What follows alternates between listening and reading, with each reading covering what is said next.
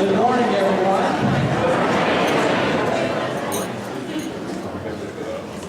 As I said a few seconds ago, I don't know if you heard me or not, but I don't ever remember having this problem, having to look for seats. And there are still just a few left. And so, after anybody else comes in, there's a seat here, one here, so there's some seats down here. Just make them come on down front. Like I said, that's hard for a Baptist to do this early in the morning. But great, it's great to see everybody. And Rodney asked me a minute ago, how am I? I'm great. We're starting a new year, a new beginning. That's always so exciting. Tomorrow, we move in students. And I find that the second most exhilarating day of the year. Graduation is always the most exhilarating day of the year, because that's when we've met our objective. I love move-in day too. So it's an exciting time. It's great to see all of you. Some of you I haven't seen since last summer. You know, a few years ago, at Commencement, I heard some faculty saying to each other, "See you in the fall. See you in the fall." I'm thinking, I saw Ryan, I said, "I'll see you Monday." So, what's wrong with that picture? Like I got on the wrong horse a few years ago. But it is good to see everyone. Dwight, huh? Dwight, I think you're the devotion guy this morning. So Dwight, come down. Dwight, lead us in devotion, lead us in prayer. Before Dwight gets here, any specific prayer concerns that you want him to pray for as he leads us? Pray for our students as they move in tomorrow, freshmen, many of whom are excited, many of whom are nervous, and many of whom are already homesick and haven't left home. And Dana, we got to really work. You have been not trained from Rome to pick them up. Mary? Ferguson and the St. Louis area. We certainly need prayer. Do you realize that's in our home state? It's in our home state, Missouri, that's happening. That's not Watts or Troy, that's right here in Missouri. So we certainly need to pray for it. Even in the east there. Greg? We lost so many of the opportunities we have at Church Park. Yes. Now we will have students come in that need to be floored. So pray for them. Thank you.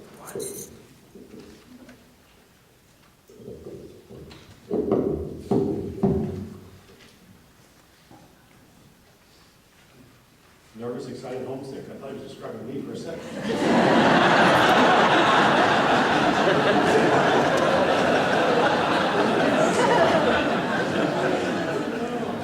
We all go at different levels of that, don't we? We got a phone call last night from my daughter-in-law, Leanne. My son, Kendall, was with her in the car. They were sharing exciting news about a new job she'd gotten. And she was excited about this new job. She's been in a work experience where it's not been very pleasant. Co-workers don't get along very well. And so this new position, even as she was being interviewed, some of her co-workers that she'll now have in the future would come up to her and say, "Oh, you're interviewing for a job here? You'll love it. I've been here 15 years and I love it." I thought that kind of describes my experience. So we'll talk about some today, those experiences we have and the great place we're blessed to serve and work in. I have been here for 16 years, going on 17. Some of the crowd are saying that's a good start. I met one of those this morning who's been here for a while. He was looking dapper this morning, was described as me. And I will just say that my work experiences, even back when I was working my way through college, hauling hay, I'm just kind of an optimistic person, and I have kind of a rose-colored glasses effect. And so I enjoyed hauling hay with the group I was around. I enjoyed my years of public school teaching experiences with the folks I was around. So I'm kind of that way anyway. I have a personality that's called an orange personality. I get along with folks and I want things to go well for everybody. But that's kind of me. But even with those experiences, my experience here is I think somewhat different than that. I even attended a place called Southwest Baptist College. You may have heard of it. I squeezed my 4 years in 4.5, and I enjoyed my time here then as a student. So that's kind of my history of enjoying where I've been. But again, SBU is different. I feel at home here, surrounded by those who are caring and forgiving, and I really count on folks being forgiving at times. So obviously the fruit of the Spirit's at work here amongst us, and we sometimes almost overlook that. That part of the reason we enjoy it so much here is we're surrounded by people in whom Christ is working and the Spirit's at work, and it changes us. Sometimes we change slowly, but those changes are taking place. It just so happens, though, I was thinking about this past weekend, our small group, as we were studying, we were looking at work and God's place for work and how it's assigned. Adam and Eve had work before the fall, okay, so they had work to do. They had to tend the garden. And so we here are doing various things, the work that we are given. And I think that, I mentioned a while ago, the great place this is to work. I tell this to prospective students and their parents. I tell this to those who are considering teaching and working here.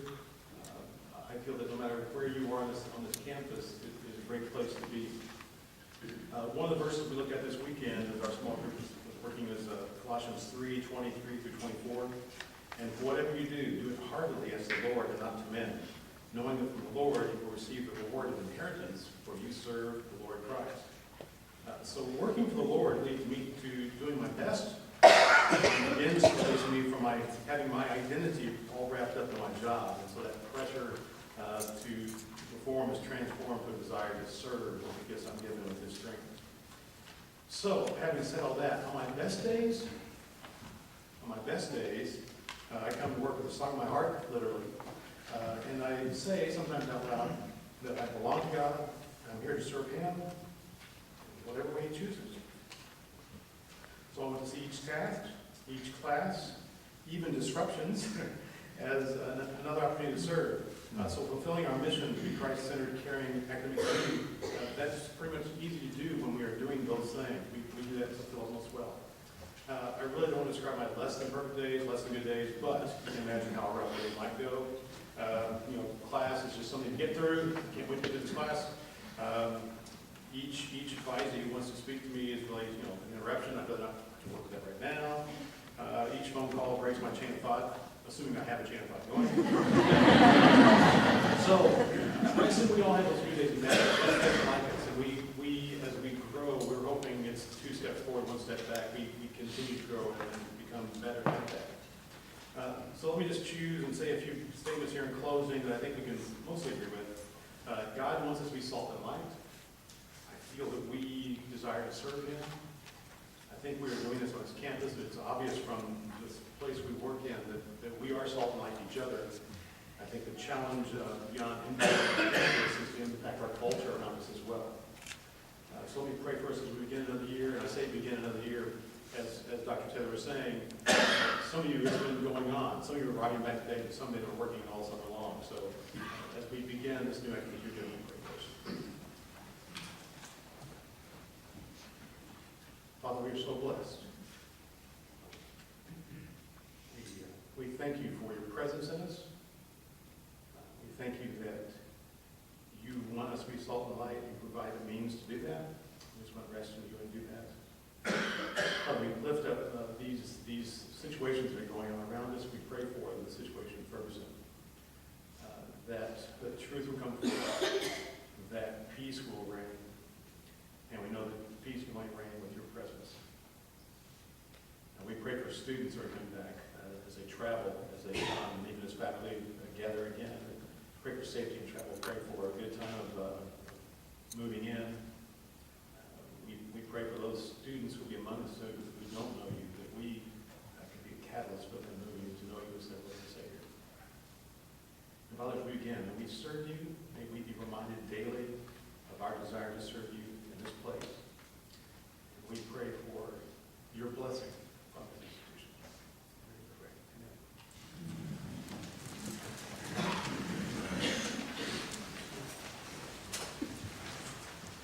Thank you, Ryan. I'm looking now for Tom Hollis. I have a long speech. Some of you don't get that. You remember 2 years ago? I had another long speech. And we were interrupted by Judy. Judy, I hope you have your cell phone turned off. I did. Her cell phone rang. I recognized the ring, it was our daughter calling, and it kind of broke our train of thought. And I said, now where was I? Tom Paulson immediately said, you're on page 28. 29 pages. The bad news is I've got 36 pages this year with no Tom Hollis. I better get started. When I review the history of SBU, I realize how blessed we are today. We are blessed today. There are numerous times in our history that the future of our university was very grim. The early years were extremely difficult, but by the grace of God, James Rogers Baldwin and Abner Smith came and succeeded. Then in the early 1900s, when the college was purchased by William Jewell, because in 1904 we were bankrupt, and we were purchased by William Jewell. Then on June 1st, 1910, the campus burned. The future appeared hopeless. But Frank Stufflebaum, for whom the original campus is named, and I don't like it when we call it the old campus, it's the Stufflebaum campus. At the age of 29, he was determined not to let the idea of a Baptist college in southwest Missouri fail. One of our heroes, Fort Stratford, led us through the Depression years, when many small church-related colleges failed to survive. When we look at our history, we have a blessed history. And there's no way that in earthly terms can we look at our history, and look at where we are today, and say that it's done by human hands. God has had his hands in this university. Yes, we have challenges today, but they pale in comparison to the storms we have endured in the past. One of my favorite Old Testament passages is found in the book of Lamentations. This I recall to my mind, therefore I have hope. The Lord's loving kindnesses indeed never cease. His mercies are new every morning. Great is thy faithfulness.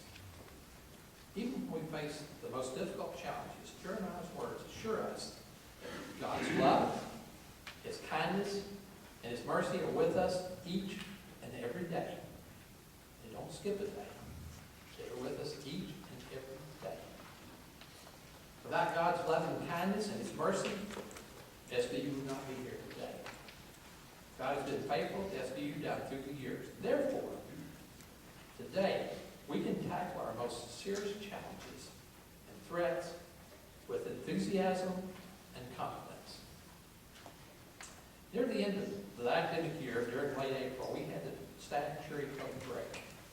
Believe it or not, I actually enjoy the cherry coke breaks and look forward to them. Two of the novice questions from this last cherry coke break were, what is the best thing that happened this year?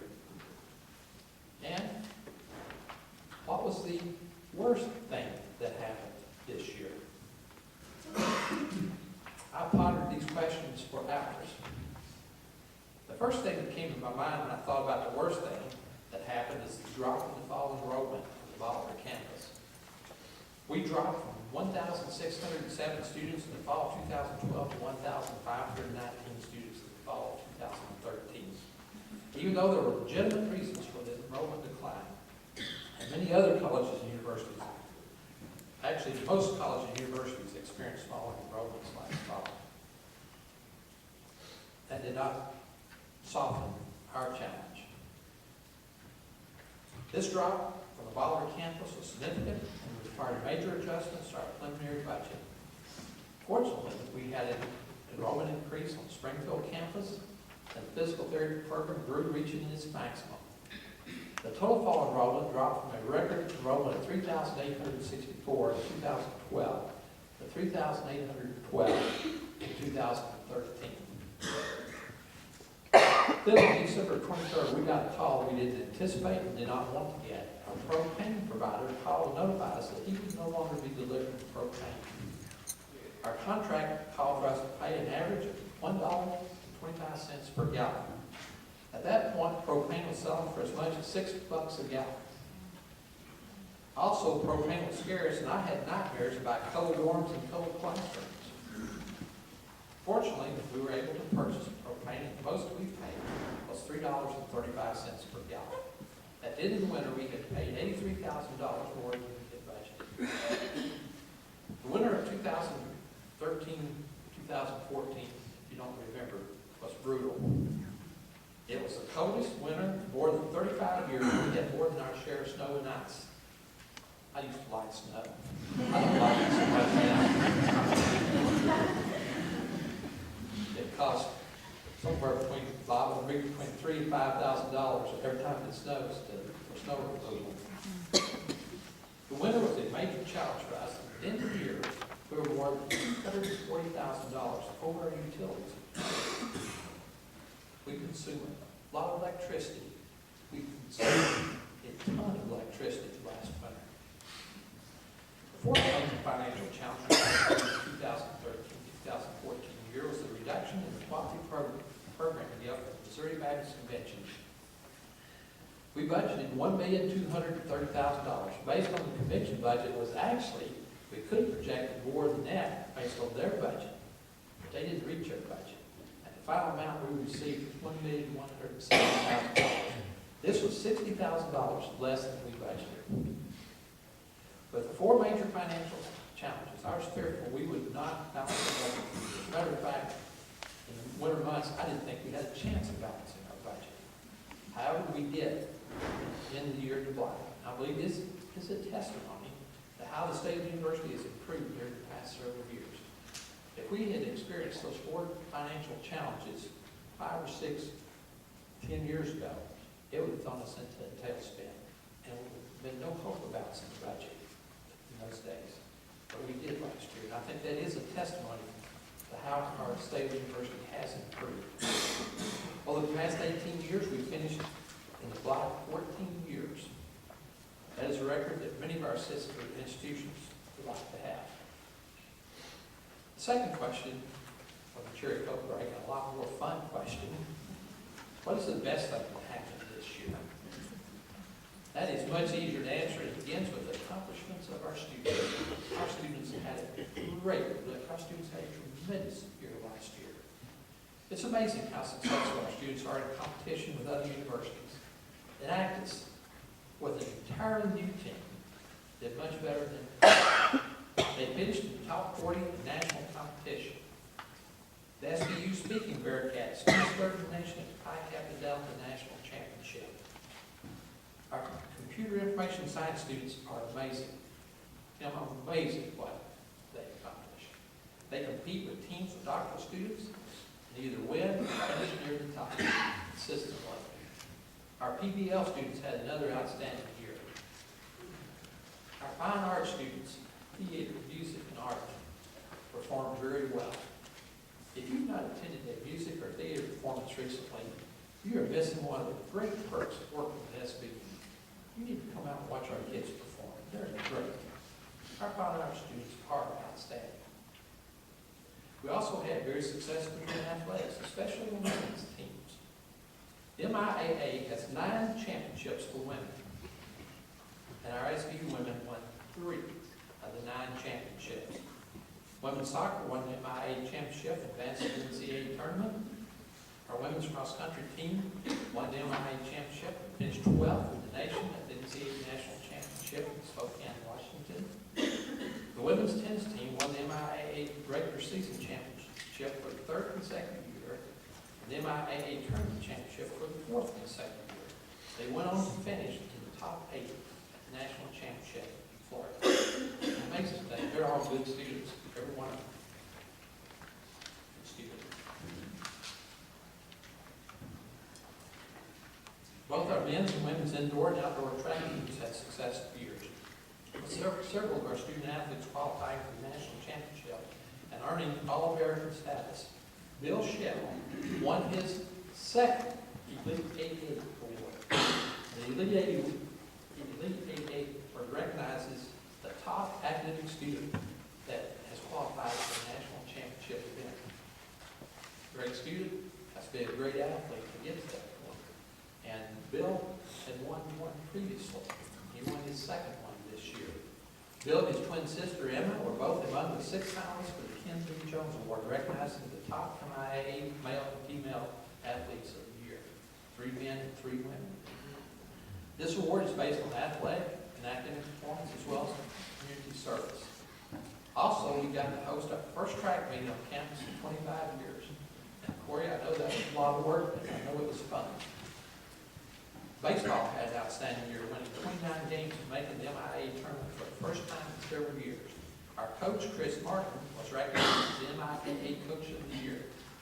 Our men's tennis team won the regional championship and finished in the top 8 of the national championship in Florida. Our women's basketball team had a nice run at the end of the season, winning 2 MIAA tournament games before losing in the semifinals to the eventual conference champion, Warriors. Women's basketball team's academic performance was outstanding. This is even more important than winning the tournament. They finished the year with the 13th best GPA in the nation. The 2013-2014 academic year was a great year for athletics. The most important event we have during the academic year is graduation. My favorite day of the year. Every time I hand a diploma to the student, the university has accomplished its primary objective, graduating students. This spring we had a record number of graduates, 581. That's a blessing, and that's also a challenge because we have 3 people. Everything was great, except for the weather. With the increase in the number of graduates in recent years, we've not had an adequate backup plan in case of bad weather. And I take responsibility for that. We should have had a backup plan. We do not have an inside facility on campus that has accommodated a crowd of more than 2,900 people, which is the maximum audience for the Myers Augustin Sports Center. We had close to 5,000 people here at this year's graduation. In order to prevent another commencement in the rain, we have decided to split graduation into 2 ceremonies, beginning this month, May of 2015. One for undergraduates and one for graduate students. For 2 commencement services, the Myers Sports Arena can accommodate both audiences, so they can be inside. SBU continued to enjoy success with accreditation during the 2013-2014 academic year. Seems as though we have an accreditation process going on at all times, either busy coming up, prepared for a busy. We were notified by the Higher Learning Commission that SBU can now offer any degree program online. Any degree program we choose, we can now offer online. And that is quite an accomplishment, really. On July the 7th, I received a letter from the Council of Social Work and Education indicating that SBU had been granted initial accreditation for the Baccalaureate Social Work Program 2018. What a great accomplishment. This is after a lengthy 4-year process. Those folks are serious about accreditation. 4 years we've been in this. And it's great to have an initial accreditation. Then the very next day, July the 8th, I received a copy of a letter addressed to Dr. Martha Hicks, indicating that our music degrees have been reaccredited by the National Association of Schools of Music until the 2021-2022 academic year. This past December, we received notification that SBU had been granted continued accreditation by the Accreditation Council for Business Schools and Programs. What a great year for accreditation. Always am amazed at how much our physical plans have accomplished during the summer months. The summer was no exception. A new intramural field has been built on the stock off campus. Memorial Hall has been renovated this summer and will now be a men's dorm. Plaster Lodge, which has been a men's dorm, has undergone several changes this summer to prepare it to be a women's dorm. And a new grill station has been constructed for Landon Hall. Great idea. The largest project this summer has been the installation of a new perimeter fence along Springfield Avenue and Aldridge Road. Probably noticed this project is not yet completed, but it's getting close and will be completed very soon. The 2013-2014 academic year was a good fundraising year. We received gifts totaling $5,421,164. This was not a great year for gifts, but certainly a good year, especially considering that we did not have a major fundraising project during the year. The largest gifts we received during the year were from Al and Rosemary McCord, to establish the Courts Redford Chair of Biblical Studies. Rosemary is Dr. Courts' daughter, Dr. Redford's daughter.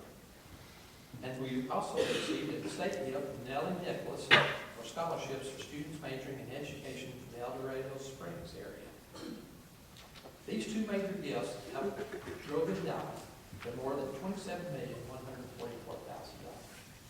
Still not where it needs to be, but thank goodness it's growing.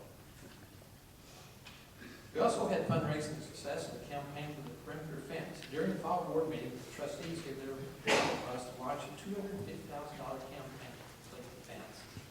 The campaign was very successful, and we raised the money necessary to build the fence. All the money has been project.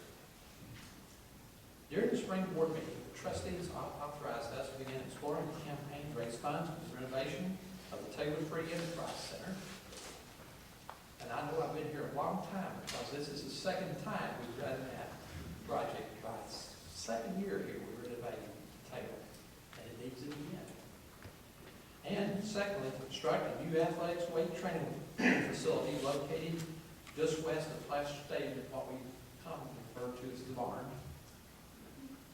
Since the fiscal plan occupies the old barn and attached metal buildings, a new building will have to be constructed for them at their old roadside. The architects currently are working on the plans for these three projects. The educated guess that these projects will cost around $3 million to $3.2 million. And I anticipate this fall beginning almost immediately starting a fundraising campaign to raise those funds. 14 years ago, in my State of the University address, I predicted that the biggest challenge SBU would face during the years I served as president would be leading enrollment goals. 14 years later, we know that this is an accurate prediction.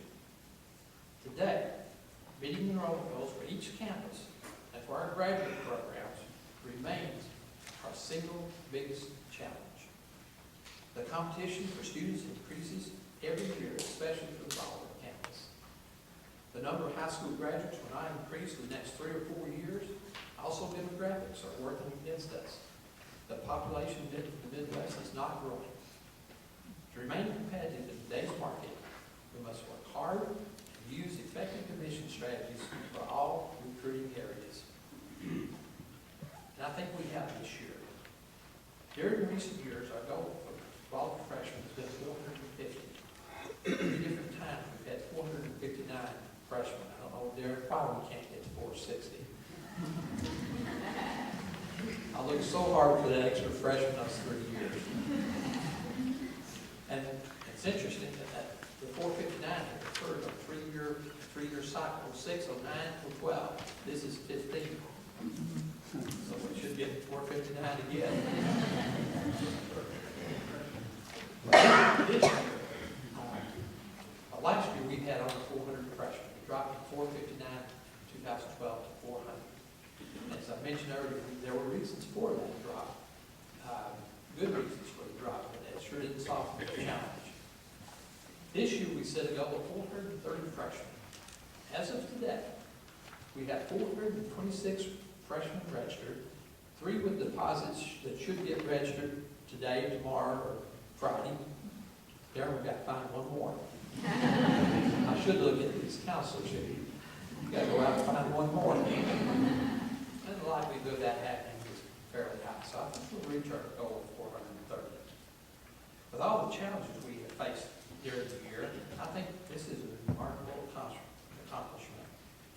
To meet our preliminary budget requirements, we need about 1,500 students enrolled on the Bolivar campus. And as of today, we have 1,487 students enrolled. So we're very close, very close. The number of campus housing has increased this year. Last fall, we had a total of 887 campus housing. As of today, there are 914 students assigned to campus housing. Chris has the latest Rob, that's the latest number I have. I know it changes from day to day, so, 914, that's much better than we were this time last year. Springfield campus has a record enrollment this fall and has gone over the 700 mark for the first time. As of today, we have 727 students enrolled on the Springfield campus. I don't know where we're going to put all of them. The new leadership for the Springfield campus and new initiative strategies, they are making a difference. Physical therapy is at full capacity. Once again, we had more than 800 applications for the 80 available spots for incoming doctoral students. One of the keys, maybe the most important key, to maintaining a strong enrollment is retention. Retention is everyone's business. And all of us, everyone in this room, should work to retain our current students. Levi Fox has the responsibility of leading our retention efforts for sophomores and juniors. Dan Stewart, the Success Center faculty, work with the freshmen. However, all of us need to do whatever we can to work with our students and show them that it's to their benefit to complete their educational objectives here at SVU. Because I know what we offer students. I know that we hand them with what they have. It is worth it for them to be here. And we need to work hard at convincing them of that. Another challenge we face is to keep our campus housing attractive and well-maintained. As dorms age and the expectations of this generation of students increase, this is a major challenge. It's hard to believe that it's time to be preparing for the next comprehensive visit to the Higher Learning Commission. Our accreditation visit date is set for November 16, 17, 2015. That is just a little over a year away. We're fortunate to be an open pathway university, which gives us more flexibility, and we're fortunate to have a great leadership team with self-study in place. I have no doubt that we will be successful, but it'll be a challenge this year to get the work done in preparation for the visit. I'd say the right day. Soft kind of expression, realization, that's only a year away.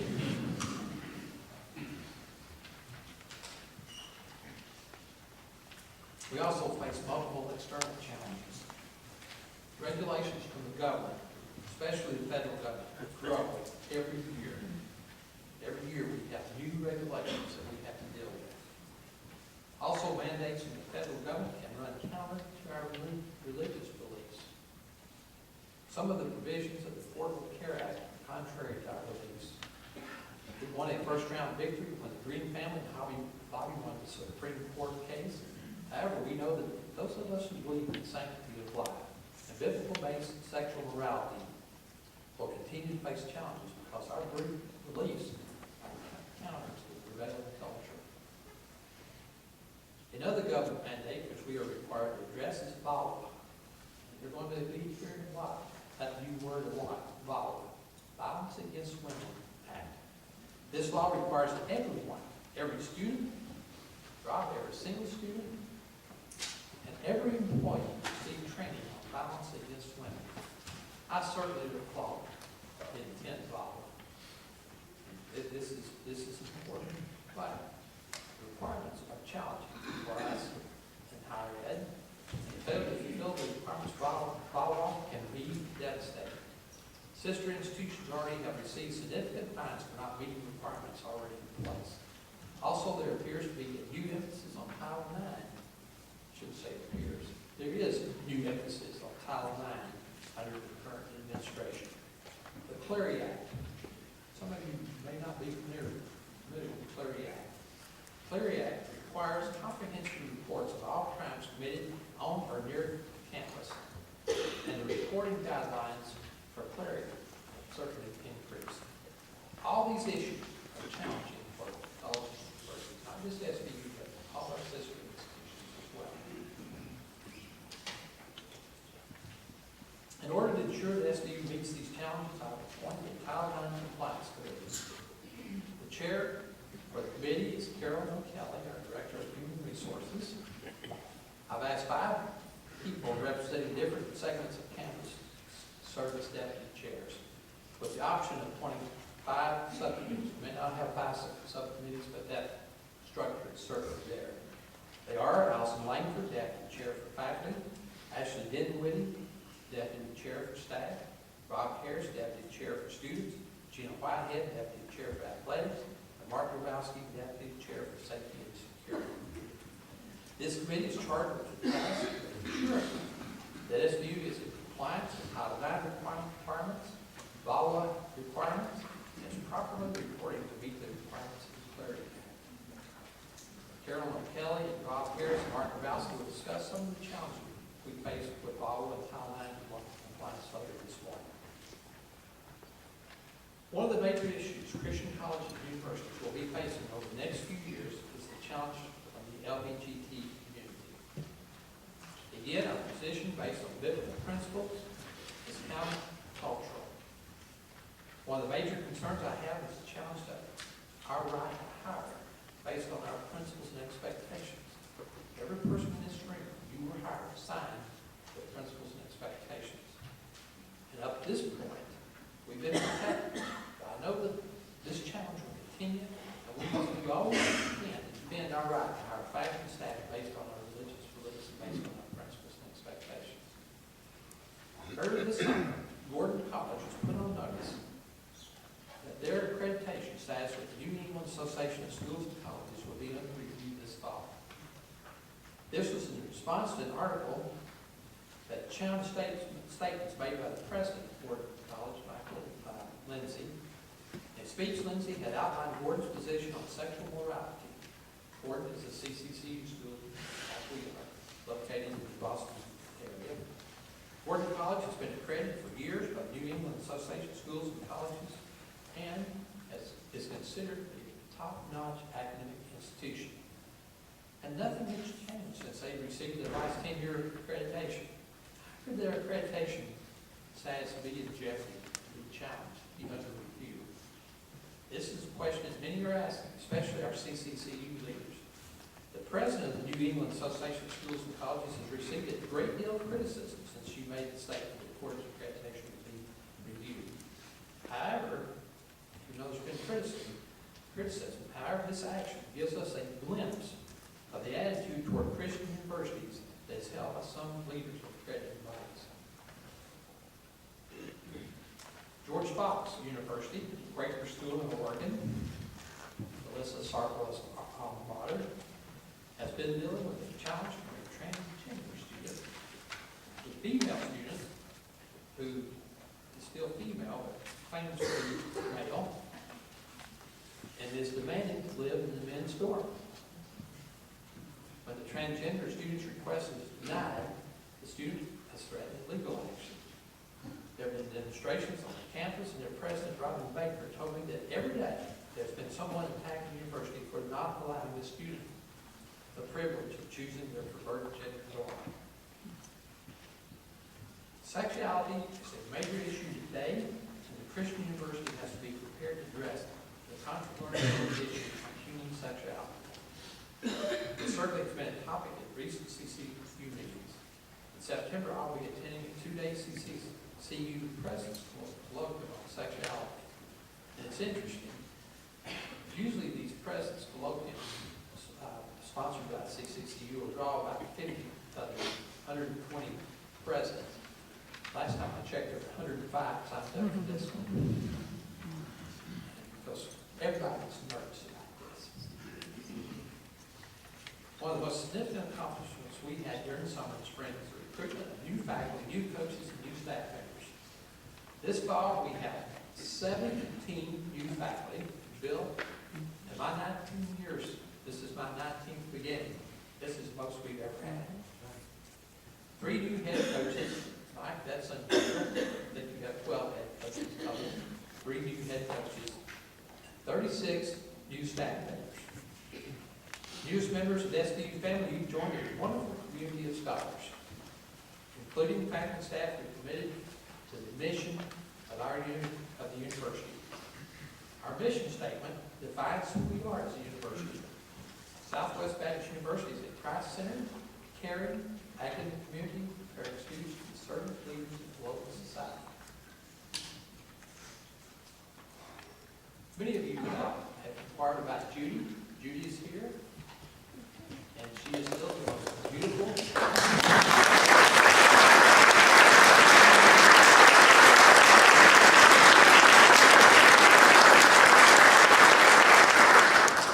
In my opinion, she is the most beautiful, most gorgeous, the most perfect first lady in the country. And yes, we've had some challenges, and we certainly very much appreciate your thoughts and prayers for Judy, for our family. One of my favorite Old Testament verses is Micah 6:8. When the prophet Micah was asked by the message of Judah, who was very poor and very oppressed, what does God require of us? Micah responded with three simple answers. The people of Judah did not believe they had anything to offer God and expected Micah to affirm this bigly. However, Micah refers back to Deuteronomy chapter 10, verse 12, where God said he prefers obedient, spiritual people. Micah's answers follow us. What does God require of us? What does God require of our students? And what should we be teaching our students about what God requires of us? He has told you, O man, what is good, and what does the Lord require of you but to do justice, to love kindness, and to walk humbly with your God. Three things. We should attempt to teach our students that they have the responsibility to be just and to promote justice. We need to teach them to be kind to all with whom they have contact. And finally, we need to teach them to understand the relationship with God. It is our responsibility to model justice, model kindness, and model humility for our students. I remember when our daughter, I should say, Judy had something to do with Charlotte. I remember when our daughter, Charlotte, graduated her master's degree in physical therapy. Her parent was one of the speakers for the graduation reception. And I've not forgotten what her told the graduates. He said that his mother always taught him that there is never an excuse for not being nice to people. He also encouraged her. Herb not here? No. He's in the clinic. We've got my point today. Also, the second thing her mother taught him is you should always have clean underwear because you never know when you're going to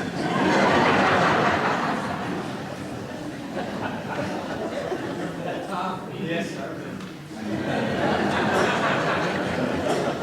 But the important thing is, her mother taught him there's never an excuse not to be nice. One of my favorite Mark Twain quotes from Mark Twain is, kindness is a language the deaf can hear and the blind can see.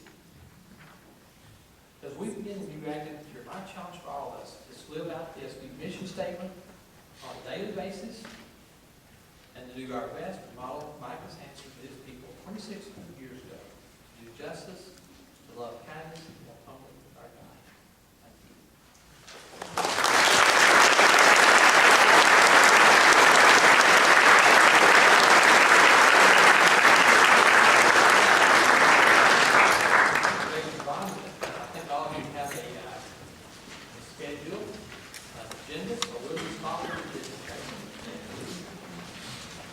Good morning. I am Jason Vaughn. I'm the Director of Institutional Effectiveness, and one of my responsibilities is to assist you, your departments, your units, in creating our strategic plan. And with our accreditation visit coming up very quickly, our goal is to be finished with our new strategic plan this fall. For some of you, you're freaking out a little bit about that. Others of you are already done. Hopefully we can get you squared away. Let me know how I can help there. I will be in touch with each one of your unit heads and department heads to figure out where you're at, what we need to do to tweak that, and to get it into publishable format by the end of the fall. The documents are on the portal, and in just a second I'm going to show you where those are so that you don't have to create any of this from scratch. We have a template, we have an outline of what we're looking for, and then you just plug your data into that. Please let me know how I can help. Before I show you the documents, I want to leave you with a quick story about strategic planning. A friend of mine was struggling he decided to go to a psychologist, get a little help. The psychologist said, well, let's start out with a quick plan so that we know where we're going, right? That's why we plan. If we don't plan where we want to go, we might not end up there. So the first day they're talking it over, and the guy says, Doc, I really feel like my wife's trying to poison me.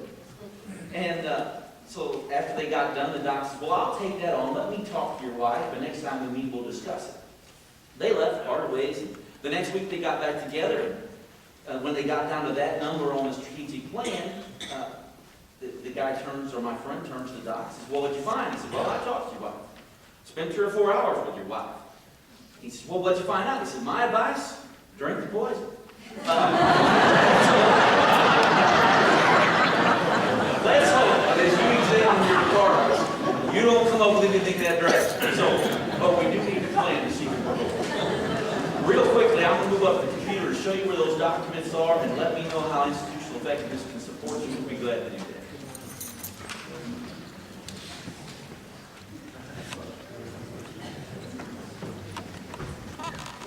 Well, as I talk, as most of you can hear me, if you go to your portal page under Campus Services, you'll find Institutional Effectiveness. At the bottom, you'll see University Planning.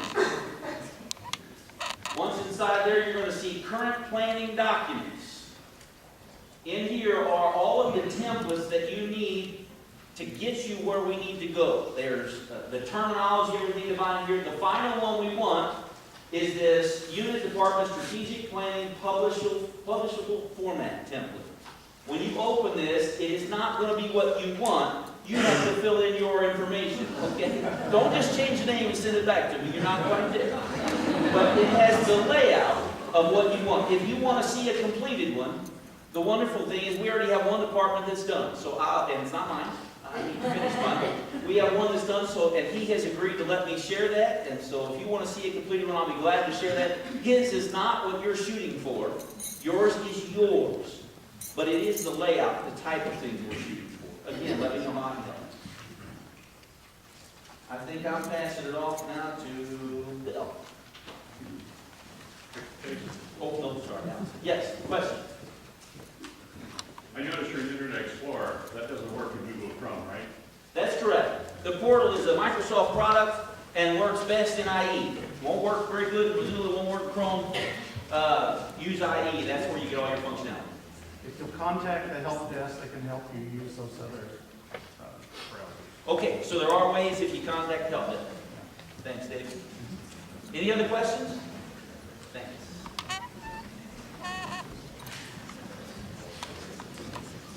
My name is Allison Langford, and Bob Rubasa and I are the co-chairs for the HLC reaccreditation process. So I just want to give you a little bit of background of what we've already done, in case you didn't know that we do have some teams working on this, and where we're headed. The purpose of this committee is to determine whether we meet all of the standards that's set forth by the Higher Learning Commission for regional accreditation. And of course, our goal is to demonstrate that we are meeting all of the standards. We started this process last fall when teams were established, and I want to share with you who those team leaders are. The standards are set out in different criterion. So the criterion 1 team leaders are Holly Hill Stanford and Charlotte Marsh. Criterion 2 leaders are John Patton and Jeff Waters. Criterions 3 and 4, Dana Stewart and Kezia Lilly. Criterion 5, Tara Parson and Kevin Schreiber. And then we have assumed practices. These are the practices that the HLC assumes all institutions follow, and David Bolton and Jason Vaughn are ensuring and documenting that we really do follow all of those assumed practices. In addition, Linda Mayberry will be helping us with logistics as the visit comes closer. This is a large undertaking, so each of these teams have members that are part of them. I'm not going to name all of those, but I kind of want you to see that this is a significant undertaking. So if you're a team leader or a team member, would you please stand?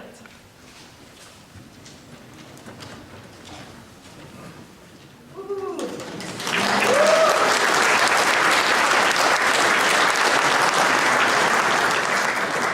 Now, just because you didn't stand doesn't mean there isn't something that you can do. So I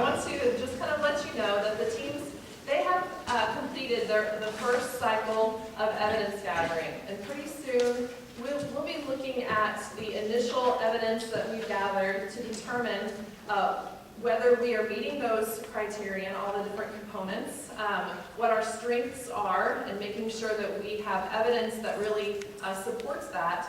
And then if we have areas of concern, we want to establish a plan and possibly implement the plan if that's realistic prior to the visit, but really demonstrating that we know what the areas of concern are and that we have a plan for how we're going to address those as the primary concern. So your role, whether you're on a team or not, is that you may be asked for evidence. You may have influence or run a department or area where you can provide us information that would be helpful to us. So what I ask, we are working hard to give lead time to these requests. So we're not going to have a question and then say, can you have this evidence tomorrow? We're trying to give a good lead time. But if you are asked for information, please respond by the date that's given to you. Because now that the visit is just over a year away, our timeline and following it becomes a lot more important. And so that's one way that you can help. The second way is that you can mark your calendar for November 16th and 17th, 2015. And if you think that's a long time away, just take note that the calendar in SPU email goes out that far. So you can actually go ahead and mark those days because we will, in some way, all be involved in that visit. We'll be preparing for the logistics of it. We hope to have really the analysis completed, the reporting finished by this time next fall so that we can spend the early part of the fall semester planning for the visit itself and preparing you for what that will look like. So we're 1 year in and we have just over a year to go, and I just thank each of the leaders and team members for their participation and for yours as well. Thank you.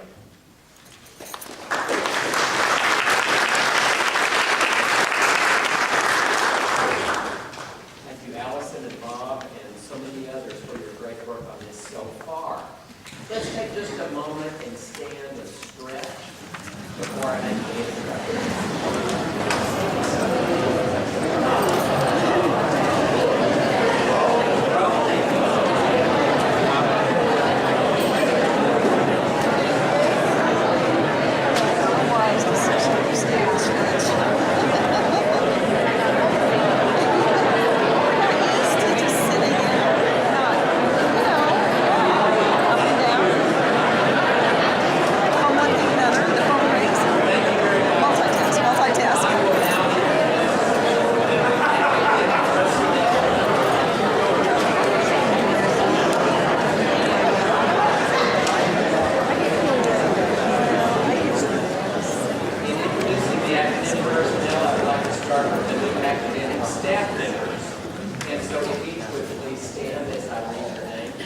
Susan Applegate, Department Secretary in the College of Business and Computer Science. Hi, Susan. Tammy Fellers, who has recently moved to the Institutional Effectiveness Administrative Assistant position. Shane Martin, housekeeper at Mountain View Campus. Rebecca Ruggles, Patron Services Assistant, University Libraries. Lisa Sewell, Serials Clerk at University Libraries. And Erin Weaver, Admissions Coordinator for the Physical Therapy. Yes, we have a large list of full-time faculty, which I will now read. Cozy Bagley, Assistant Professor of Graduate Nursing, Springfield Campus.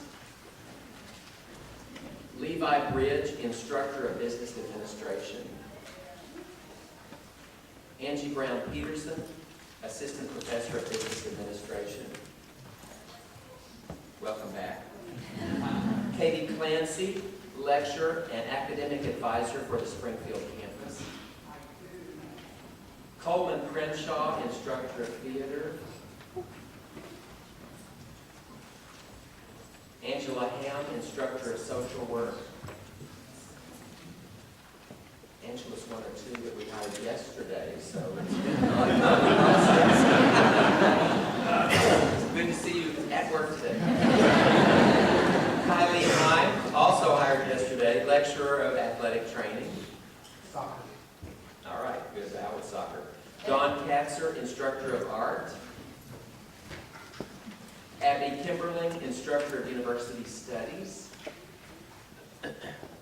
Jennifer Maloney, coordinator of behavioral sciences for the Mountain View and Salem campuses. Kevin Markham, instructor of university studies. Kathy Smith, instructor of education at the Salem campus. Cindy Todd, instructor of nursing, Springfield campus. Phil Truscott, assistant professor of sociology. Jesse Wheatley, instructor of nursing, Springfield campus. Chris Wiley, instructor of behavioral sciences on the Springfield campus. And Ron Wilkin, assistant professor of graduate education. Congratulations to all.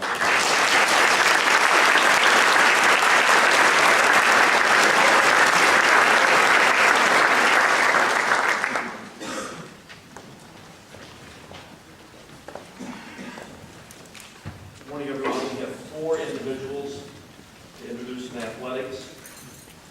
Our new Director of Athletics Administration is Michelle Nelson. Our new Assistant Coach for women's basketball is Blessing Chekwa. Maybe you've wondered if God would ever give athletics a blessing. He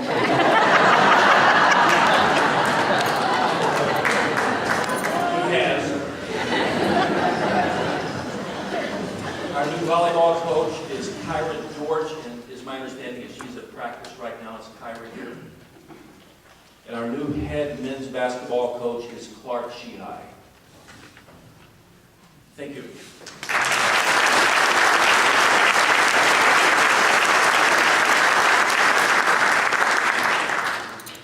I have 4 people I'd like to introduce to you from student development. Krista Allison, she's resident director at Plaster in Princeton. Paige Arbe, resident director of Woody Hall, Woody and Gott. Jake Ryan, resident director of Landing Hall.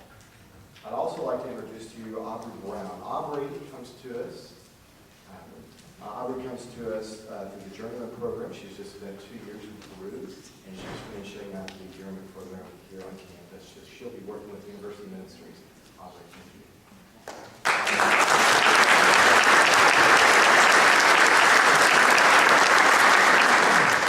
Good morning, everyone. We have 2 new personnel in the university relations area. One that's been here for a while, and you may recognize her familiar face, Christina Pottis. She is Assistant Director of Development Services and twice SBU alum. We also have Megan Himba, who started just this week. She's Assistant Director for Annual Fund. Comes to us from the University of Minnesota.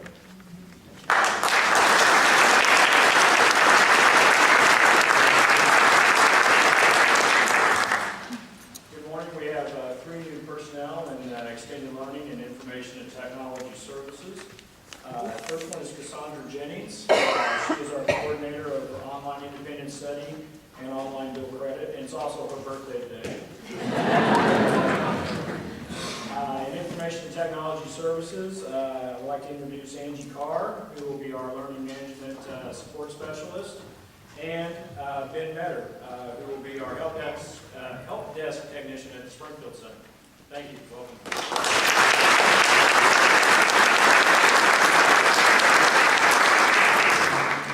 Enrollment management area, we have several individuals to introduce. Charlie Hungerford, the Associate Director of Admissions on the Springfield campus. Susan Blank, the Admissions Processing Coordinator on the Springfield campus. On the Bolivar Admissions campus, we have Kim Gilstrap, Admissions Counselor. We have Laura Ng, Admissions Counselor. We have Caitlin Zerker, Admissions Counselor. We have Ben Salmon, who's an admissions counselor. He's on his honeymoon. He'll be starting tomorrow. And then we had a big amount of turnover. We had 3 counselors we lost in mid-cycle this year, and we had 2 individuals come back this year that are previous and kind of step in for us and have been a great help. So Erica McAllister and Ashley Shrimpton have been back for a little bit as well. So we're very thankful that they stepped in. In financial aid, Melissa Darnell is our coordinator for loans. And we also have Carla Gauernauer, who's our assistant in financial aid. And then Rick Wharton, who's our assistant director. Thank you.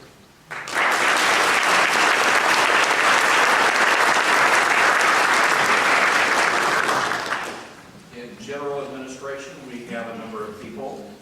Brian Archer in physical plant. Thank you, Brian. Sandra Gibbon in physical plant. Victoria McDowell, physical plant. These are all housekeepers. We have Tim Walton in physical plant, groundskeeper. In credit collection, we have Jennifer Martin. For the conference center, we have Matthew Watley. For safety and security, we have officers Michael Patterson, Joseph Rose, Richard Worth, and to kind of corral them all, Emily Raymond. Thank you.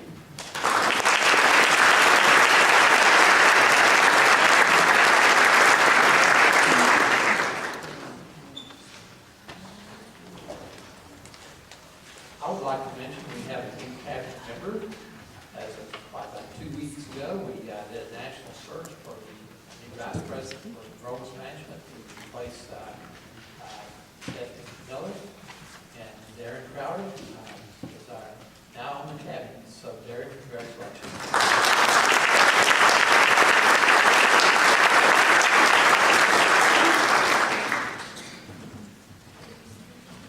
The other person I didn't announce, but whose name has been mentioned already this morning, is Carolyn O'Kelly, who is our Director of Human Resources. And Carolyn will now come and talk with us, or begin talking with us, about Title IX and VAWA.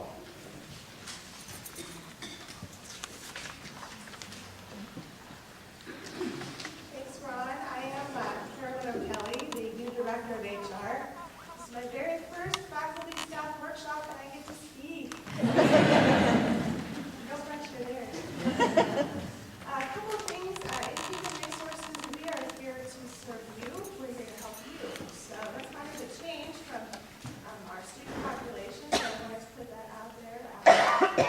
Another thing we're doing this year in HR is we're focusing on a couple different issues. One of them is communication. We actually have a new email address. It's hr@spuniv.edu. You're welcome to use that anytime. Of course, call or come by if you have a question.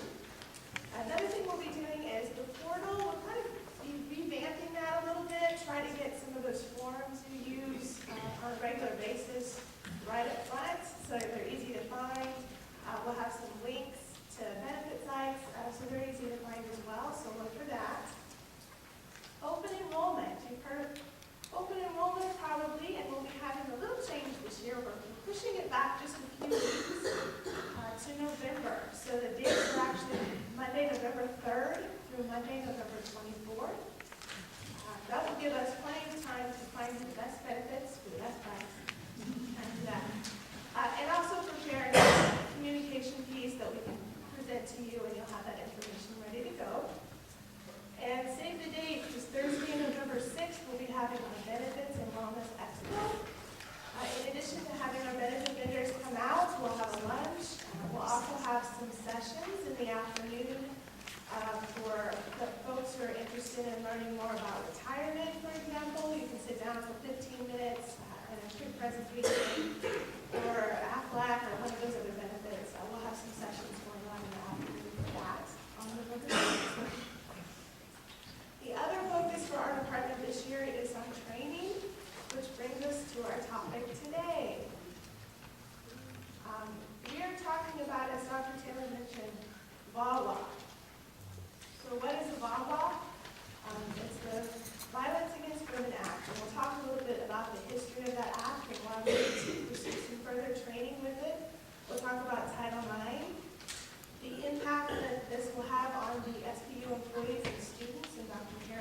to share a video with us as well as some other insights.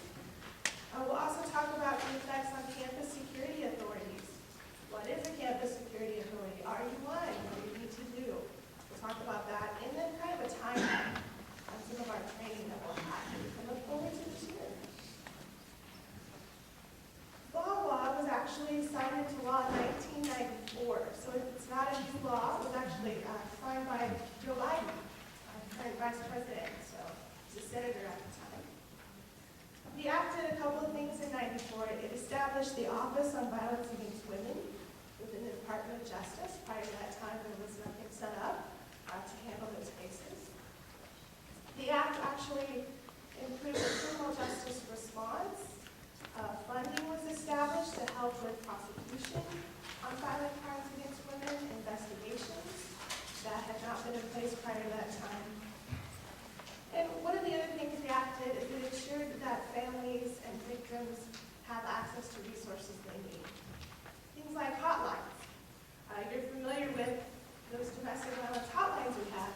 Those were not around prior to that time. So according to the Bureau of Justice, the act actually had a very positive impact. Between the years of 1993 and 2010, incidents of domestic and sexual violence decreased by 67%. However, they noticed that for a certain group of women, ages 18 to 24, incidents were still very, very high. A report released by the White House Council on Women and Girls showed that 1 in 5 women are victims of sexual assault while attending college, and 1 in 8 report it. The 1994 Act expired, and it was what they call reauthorized by Congress in 2013, so just last year. And I can tell you from the minute I walked in the door, VAWA has been talked to me by multiple people across campus, and we take that very seriously. And the reason that we do, and the reason that we're talking about it today, is you need to know that this act, the Reauthorized Act, sets some specific new obligations for colleges and universities that weren't in place before. I think in part, responding to the statistics of that age group and those sexual assaults on campus. As Dr. Taylor says, there's been plenty in the news about colleges and what they're doing to help with this act, and fines that have been thrown out there. So it's a very serious issue for us. Any college or university receiving federal financial aid must comply with the mandates. That includes us. And I will say it just came out last year, so we have some time, thankfully, to work on getting in compliance. But at this point in time, we do need to show what's called a good faith effort. Show that we're taking some tangible steps towards that compliance. I've listed a few things up there that VAWA has done, this Reauthorized Act. One of them is VAWA has expanded domestic violence and sexual assault to include dating violence and stalking. Things that may have been around back in 1994, but certainly haven't received the prevalence and the awareness that we have of them today. Also, it requires, again, that education be conducted with students and employees to do a couple things. Promote awareness of the issue, also talk about how we can prevent it, and then talk about some of the procedures to follow when incidents do occur. And then, as Dr. Taylor mentioned, new reporting requirements under the Clary Act. And the Clary Act has been around for a long time as well. It was signed into law in 1990. I don't know if you're familiar with that act. It was actually named after Jean Clary. She was a freshman in college, and unfortunately she was murdered during a sexual assault. Her parents championed for this law that requires campus security to do reporting on incidents and crimes, sexual violence that have happened, safety warnings, how we issue alerts after those, and just reporting on some guidelines on how to prevent this as well. So I know that VAWA is a sensitive topic. It's an upsetting topic. We may not be comfortable talking about it. We certainly hope and pray that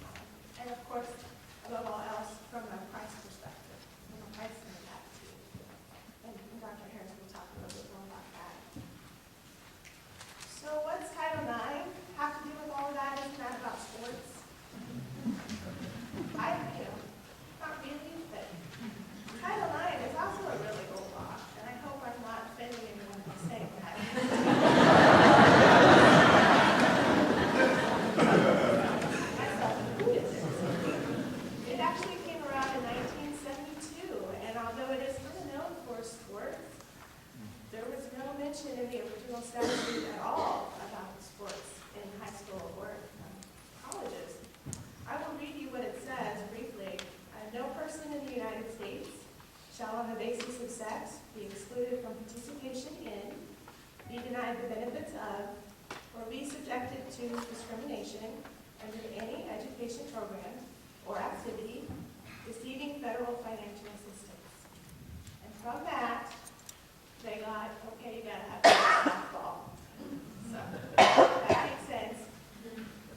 We're talking about it today because sexual harassment, which includes the sexual violence that VAWA talks about, it's a form of sex discrimination, and that's prohibited under Title IX. So that's kind of how that comes full circle.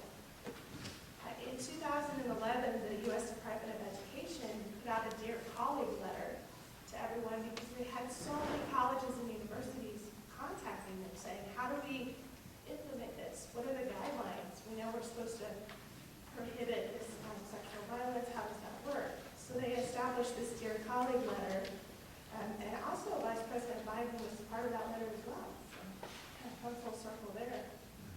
The letter explains specific obligations, grievances procedures, and investigation procedures, and also the need for a Title IX chair or a Title IX coordinator. And so VAWA falls under Title IX compliance.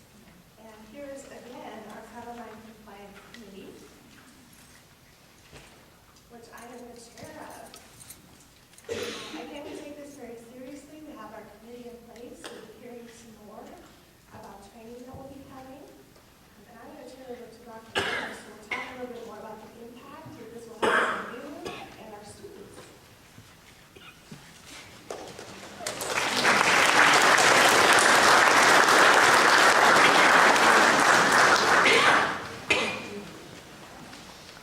There's not much difference in the impact on employees and their students. On March 7, 2013, President Obama signed a bill that strengthened the reauthorization of the Violence Against Women Act. Included in the bill were amendments to the Clarity Act that afforded additional rights to campus victims of sexual violence, dating violence, domestic violence, and also stalking. In a good faith effort to comply, Section 304 of VAWA, according to the statutory language in this section, every post-secondary institution participating in Title IV financial aid will be required to do multiple things. One is compile statistics of incidents of sexual assaults, domestic violence, dating violence, and also stalking that occur within Clarity geography and are reported to campus security authorities, including within the annual security report that Mark and Zeke already put together. WSU Campus Security already does this, but they will be added on. This plan will be broad, and Mark will speak to that here in just a second. In the reporting of the annual security report, a statement of policy regarding at least three things, or more than three things, but three things I want to talk about. It's programs to prevent domestic violence, dating violence, sexual assault, and stalking. So that has to be reported on. What programs are you offering to do this? Number two, the procedures that will be followed once an incident of these crimes has been reported, including a statement of standard of evidence that will be used during an incidental or institutional conduct proceeding arising from these reports. That has to be reported on. Number three, educational program. Educational program that promotes the awareness of rape, offenders rape, domestic violence, dating violence, sexual assault, and stalking, which will be included, which shall include primary prevention and awareness programs for incoming students, for new employees and new students, as well as ongoing prevention and awareness programs for all students and all faculty and all staff members. Items within this training will include a statement that the institution prohibits these offenses, which we have now in our student handbook, and we'll be adding to and other various items throughout the fall semester. The definition of domestic violence, dating violence, sexual assault, and stalking, the definition of consent, in reference to sexual activity, safe and positive options for bystander interventions.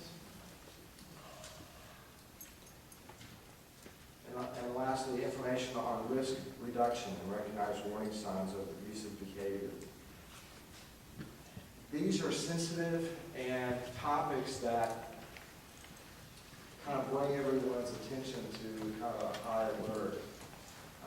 Last week, we sent out a letter to all new student parents to let them know that we are about this, and at the same time, introducing them to our learning program that we will be implementing next week to all of our new students.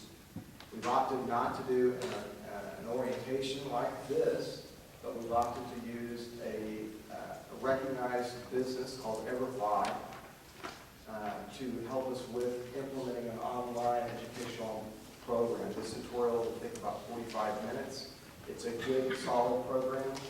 In the introduction of this program, we get to identify, while this is a secular company, we get to identify who we are in the introduction.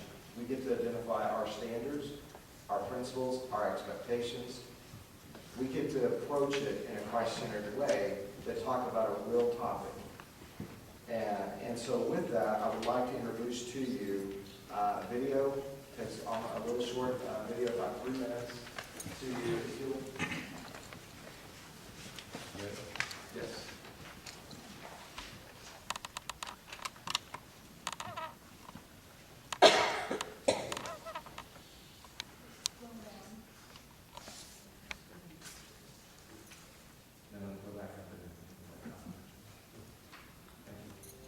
With heightened media coverage, nationwide activism, and increasing federal legislation, colleges and universities across the country are part of an extraordinary movement to create safer, healthier campus communities.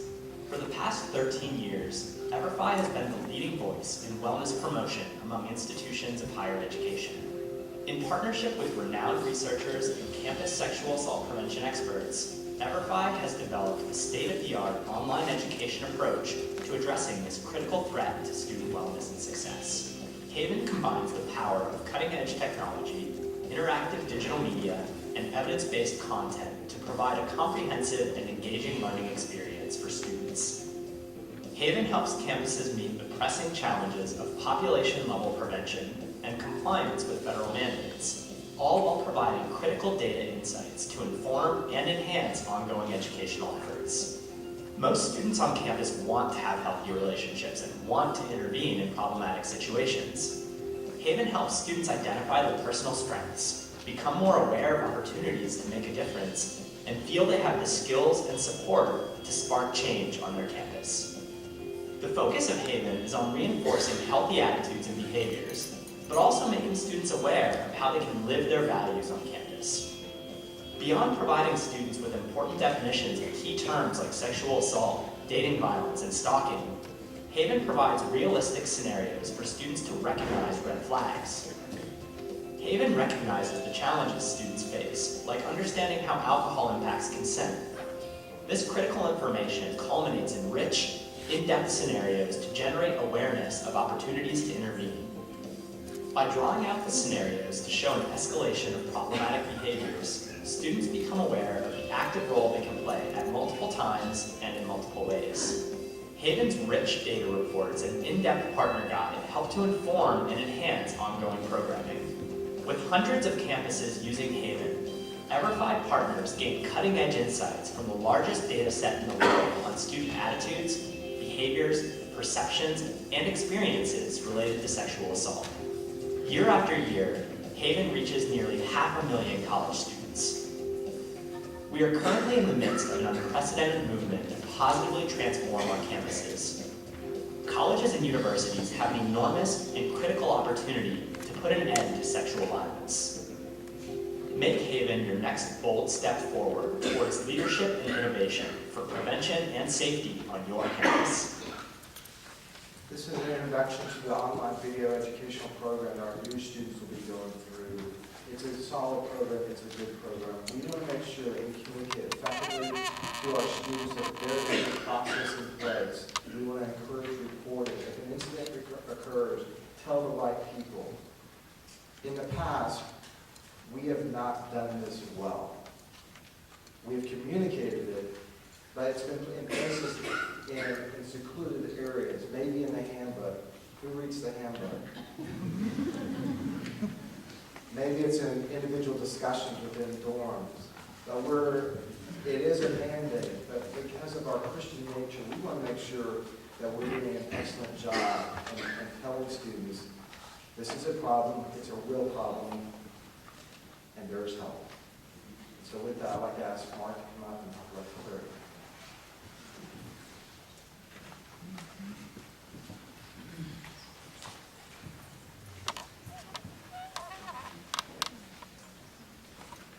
Good morning. When Carolyn was talking a little bit about the history, I was thinking I've been working here longer than the Clary Act's been enacted. And it's confusing to me. Zeke and I went to 40 hours of training last week, and we walked away and we're like, oh my goodness, we're doing great on this, but we need to work on this. And one of the areas is the campus security authority that you see up there right now. And I'll just explain this briefly. But I don't want us to lose track of when we look at all this bureaucratic legal things and our minds just boggled. The thing we need to keep in mind is we want to make this the safest place it can be. And it is a safe place. It's a great place to be. But we all want to communicate and we want to be educated and do our jobs to make it safe for our students and our employees so everybody can have a great educational experience and not deal with some of the issues that Dr. Harris and I have to deal with sometimes, or Carolyn deals with when people have heartbreaking situations. So what I want to talk about just for a minute or two is I want to help you start to wrap your mind around what the Campus Security Authority is. Zeke Clausen, Zeke, can you stand up for a second? I think most people know you. Zeke is taking care of lots of the nuts and bolts related to compliance issues with Clary and Bob on how it relates to Title IX in our area. How many of you received an email from Zeke with a link to a webinar and training related to CSA recently? Anybody? Okay, so some people are getting that. Zeke's going to be monitoring that, and so deans, department heads, cabinet level folks, if you can help us get compliance with this, we're going through and we're looking at, if you can read it, the 4 elements up there. We look at different positions on campus, and not everybody is a campus security authority. But for those of you that are have been in the public school system, other positions, social work, you know about the term mandated reporter. So it's sort of that concept in a university setting, if that helps you. And so we looked through this, and initially Zeke and I think we're going to come up with around 300 employees. And these are even graduate assistants that work in the athletics area. Some of them are volunteer positions, but they're helping us. So not everyone's going to be involved in this, but you're going to be receiving a link to a webinar. You need to go through this. It's not going to be as exciting as the video that Rob showed, but the reason we contracted with this person is she's one of the foremost experts in the Clary Act. And so the information she's going to share with you is going to be fantastic.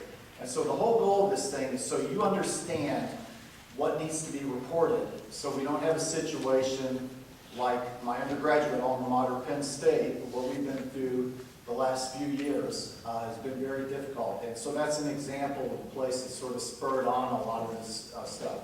VAWA, how that relates to Clery. Zeke and I are working on a report right now that is submitted by October 1st every year to the Department of Education. And right now they don't really have a format for listing all the VAWA-related incidents. But right now we're making that good faith to gather that for this year and last year. And then hopefully next year we'll have that and it'll be submitted. And those of you that look at the annual report that we send out to everyone, it has basically UCR, Uniform Crime Report type activities. So we'll list all the policies that Carolyn and her committee comes up with, and then we'll list the incidents that qualify VAWA related to And so some examples, if you can see those, some examples, clearly safety and security. Most of Dr. Harris's people in student life, a lot of Mike Pitt's people in athletics, CGC, people that do international travel, a lot of Nate Penland's people with clubs and different things like that. For the most part, for faculty, if you're not helping with the club or some kind of travel activity, you're probably not, going to have to deal with this. But we'll be going through this. You'll have to go through training once a year. It should take about 45 minutes to an hour, and it's just a way for you to be more educated so we don't have an incident occur and then we find out about it later on. Penalties with Clary right now are $35,000 per incident. Right now they've been fining institutions $300,000 to $350,000 on average. Our Senator McCaskill is probably the leader nationwide, leading out related to Wawa and Clary. She's wanting the Clary fines to go up to $150,000 per event, so it would be more like $1 million, $1.5 million if they came in. So Missouri is under the microscope, not even just related to Ferguson, but also related to Clary and Wawa. So if you have any questions, you can talk to me or Zeke, and we'd be glad to help you with this. But appreciate everyone. I know you have a lot of other things to be doing, but this is just, besides being federally mandated, it's the right thing that we want to do to provide the best experience for all of our employees and students.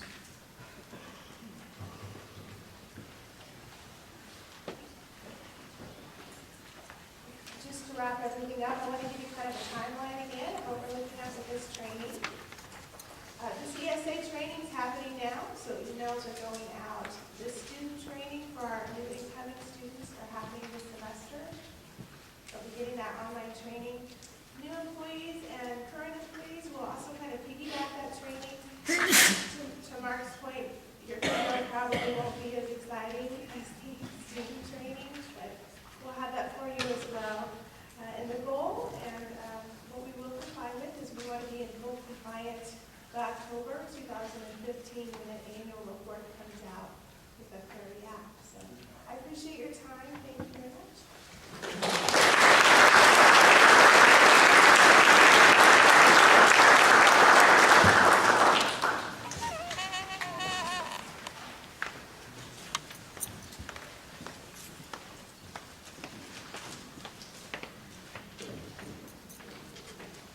Good morning. I'm Carol with the bookstore, manager. You guys don't know me. I'd like to let you guys know that we're proud that we can continue the best price promise guarantee, which if the students can bring in a quote, we guarantee that from a business, we guarantee that we're going to match that and give them 10% off. Our rental program is really taking off. We saved last year alone $90,000 for our students by rentals. And as of the first of this week, we're already 10% ahead of our goal from last year. Also wanted to let you guys know that we do offer a 15% off discount to employees, 20% off on departmental charges. And if you're any of your clubs, organizations, groups, departments are interested in buying anything, whether it be clothing or gift items, come and see me. We can help you out with that.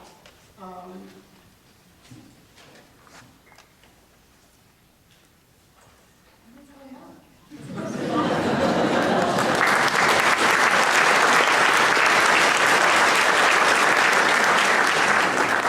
I know I'm not on the agenda, but let me kind of reemphasize something here from Carol at the bookstore, and that is the reality that as we do budgeting, the bookstore ends up providing the university's budget well over $100,000 a year for budgeting, as well as private scholarship availability that is administered through the university relations program.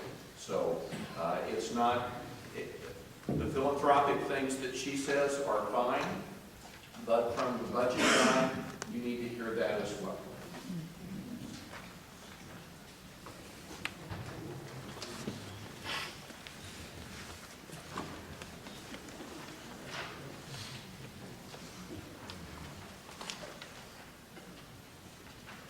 I can just share, I looked at share about some fun things. Let me share with you about Welcome Week. Welcome Week starts tomorrow. We'll begin tomorrow. I'm excited about that. We've been training for almost a week now for our RAs, Welcome Week staff. Nate, where are you? With Welcome Week. He told me it was going to be done. Sorry about that. Okay, well, as of yesterday, we had 405 students signed up to participate in this year's Welcome Week. We have approximately 65 students who are serving as brother-sister and circle leader groups. They will be helping with the 405 that are coming in. In preparation for this year's Welcome Week, we've mailed every student a Habitudes book by Dr. Tim Elmore. Great book. And it will just help with transition. This booklet specifically helps in transition and just ideas and thoughts that students can kind of reflect on as they're reviewing. Welcome Week won't review all of these, but they'll select a few out of them. Compass or GPS, which are you? Or how about items like is your tank half full or half empty? And so they'll have an opportunity to reflect on some of these. So it's a great book. We're hopeful that each incoming student will have read this book. And now the processional will begin not at 5 o'clock tomorrow, but at 4:30. So at 4:30 tomorrow, all of you are invited to come out and help as we invite and welcome, applaud, and cheer on our new students as they process, and then also begin their academic journey here. So if you can come at 4:30, come to the forum, and we'll welcome them into Pike Auditorium.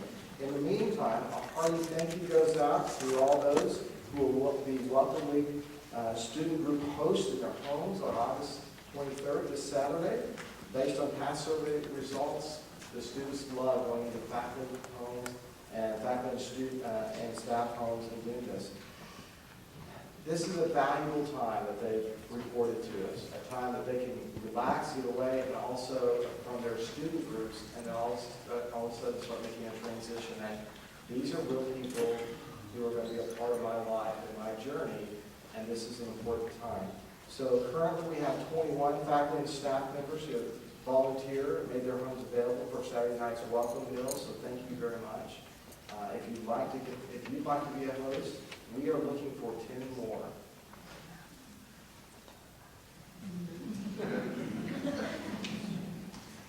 I'll just stay here.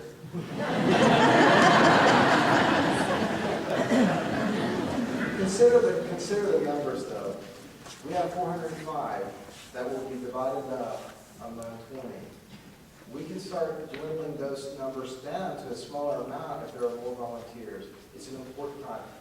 I know it's inconvenient, but it's valuable.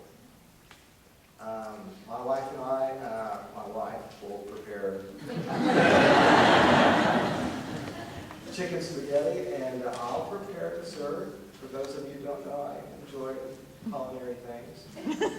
Chocolate chips. But anyway, if you'd like to be a host, we really do need 10 more people. If you can volunteer, please see me, or maybe we can later. Just let us know. If you can help, that would be great. And also, throughout the semester, University Activities Council, we'll give you a few dates. A few activities are coming up. Pizza Bash will be October 24th at 6 p.m. Springfield Cardinals game will be August the 29th at 7 p.m. Tickets are $5. I believe it's the last game of the year, so if you want to go to that, $5. Just be my office. Movie in the Outfield, September 5th. Everyone's invited, free of charge. We're going to show a double feature. Captain America. Yeah. What time will it start? Dark. How long will it go? Probably 1. I know, that's about something. But we will have it in the outfield. Chris Martin, thank you for letting us use the outfield. Last year we had outstanding attendance. You are welcome to come to that September 5th. Homecoming festivities, September 29th through October 4th. Obviously the game is on October 4th. Clover Shears, where are you?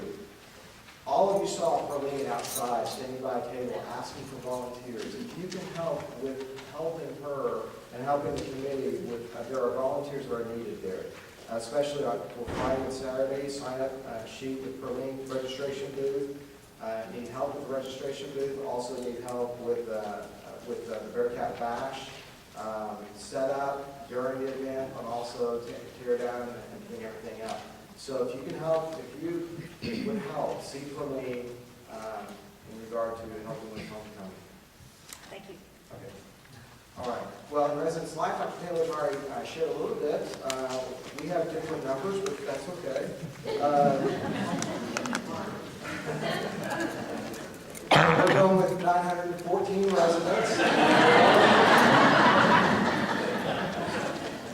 The midnight train came around noon the other day. We had 4 players leave, and you know, they don't understand what we have to offer, and so they left.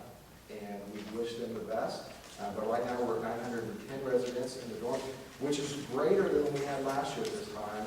On this specific day, we had 892. So we still have a good number of residents with good numbers. And University Ministry Center for Global Connections, during the summer we had 75 students, 75 students participate. We had 10 summer mission trips. We went to we had placed teams in places like Mongolia, South Sudan, Guatemala, New York City, South Dakota, the Pyrenees, North Asia, and Peru. Right? So we had a great number going out and ministering there. For this coming academic year, the Center for Global Connections is planning on 30 more trips. There's a need, if you would like, if you think God's calling you to serve on a team, we're not asking you to lead a team, but if you'd like just to participate, go see Diane and Kelly and Kurt. See Diane and just say, you know, I've been thinking about this, and I'd like to go. And some of you have already done that, so thank you so much for helping. Just because you, as an employee, want to participate, doesn't mean that you will be asked to be the leader. I understand that, because sometimes I've never gone, or I have gone, and I don't know if I want to accept that responsibility of leading. Well, maybe that's not necessarily your role. But if you'd like to participate, see Diana. Okay? Other community life and worship, chapel, because of the efforts, let me share a couple of chapel speakers this fall semester. And I want to start off with, because of the efforts of Taylor Howe, student Taylor Howe and Dr. Cole Neal, we will have on September the 17th, Constitution Day, former Governor John Ashcroft and Attorney General John Ashcroft will be speaking in chapel. And so check with your supervisor, but great time to go to chapel and hear a great speaker as well. And so October 6th, Audrey Assad, October 20th, Coffee Anderson, October 27th through 29th, Dr. Gary Thomas, and also November 17th, Compassion International with Marie Miller will be speaking. So if you are interested in also helping to lead a community life group, a Bible study, or a group, let Kirk Caddy know. We're still looking for leaders there. In regard to the Wellness Center, we have new leadership there. Chris Allison. Chris, where are you? Chris is now the director of the Wellness Center. And we have changed the intramurals activities that will be falling under Chris's responsibility. Dr. Taylor mentioned the new intramural field on the Sutton-Baum campus, and with a group of discussing what should we name this field. I'm hoping to cut the ribbon in a ceremony, and with Nate Pillman recommended Monument Field, and the group decided that that's a good name. Talked with Dr. Taylor about that, and just in celebration of what Stufflebaum and the individuals of Memorial Hall did way back then. We'd like to name that field Monument Field. Some more activities will be happening with the murals on that field as well. So, but take advantage of the Wellness Center as well. Lots of things to get done there and stay active and physically fit. Well, some dates I'd like to share with you. Obviously, Welcome Week tomorrow. Kicks off. Parent and Family Day this year will be merged with Homecoming. So there will not be a specific day for Parent and Family Day. It will be merged with Homecoming for Saturday, October the 24th. And also Friends Against Hunger. Friends Against Hunger, November the 15th. This will be our third year participating in that. That's where we go to the Springfield Expo Expo Center and help the organization Friends of the Hunger package up meals and send out over 1 million meals. So again, there'll be more advertisement on that as the semester goes on.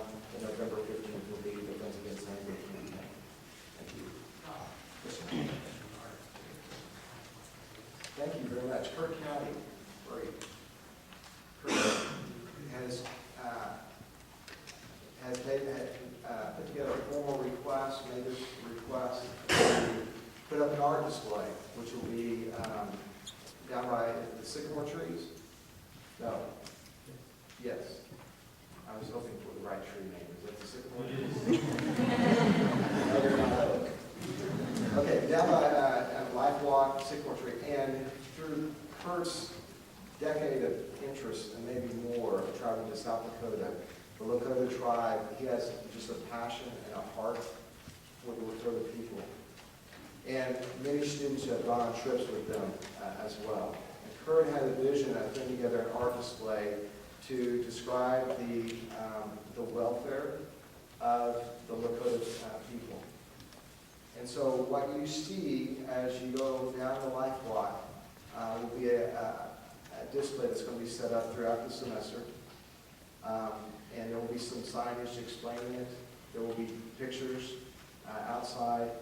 And as the weather deteriorates, the art project is representative of a lost tribe of people that we have forgotten about as U.S. citizens.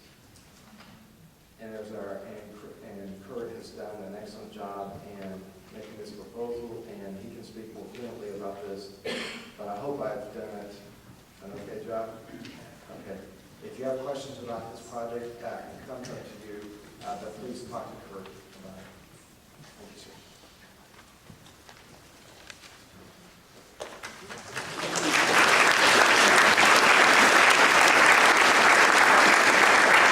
Good morning, I'm Garen Crowder, Dean of Enrollment Management. I understand I was born, raised Baptist. I understand I'm in a dangerous position between you all and lunch, and so I'm moving very quickly to this. First of all, we mentioned we are setting a record on the Springfield campus with enrollment. We have had a very good rebound on the Bolivar campus this year. Honestly, if you would have asked us at this point last year where we thought we were going to be this year, we had some hopes, but looking at the data, it didn't look very well. And so, combination of admission staffs, but then also faculty and staff, everyone deserves the credit of working hard this year to get us where we are with enrollment. So I just want to have you all give yourself a hand.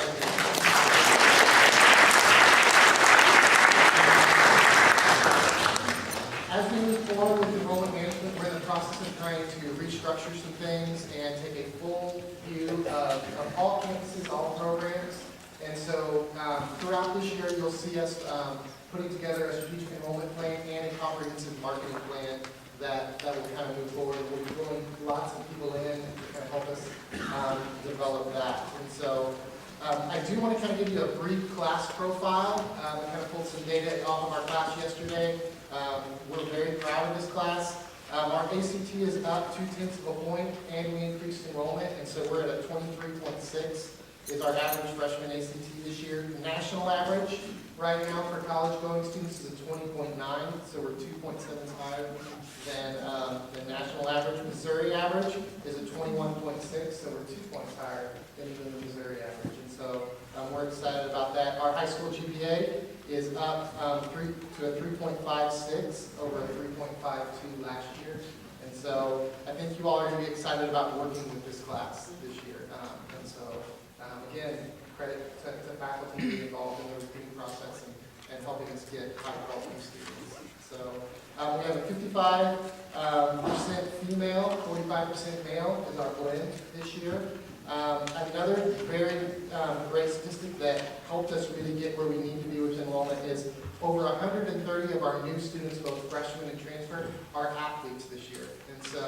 And the other great thing about that is that athletic, when you look at that group of students and you look at their ACT and GPAs, they mirror our student ACT and GPA. So we have a lot of students involved in athletics, but we have a high quality of students. so kudos to the athletic staff and Mike for kind of directing that. And so it definitely helped with our success. And so we want to make sure that we recognize that. Just to give you a little bit of a snapshot of these babies that we're bringing in. Average birth date for our freshmen this year is December 12th, 1995. Their first Super Bowl was the last year the Dallas Cowboys were in the Super Bowl. So the Miami Fall may or may not be a bad thing. So, the Macarena was in full force their first fall. Tickle Me Elmo was the hot toy during Christmas New Year. Independence Day was the highest grossing movie of that year. And probably on a somber note, they've always known domestic terrorism. Oklahoma City bombing happened while most of them were probably not even yet conceived, but in that spring of the year before they were born. And so just as you're moving forward, just kind of think about some of those things as you work with these students and where they're coming from.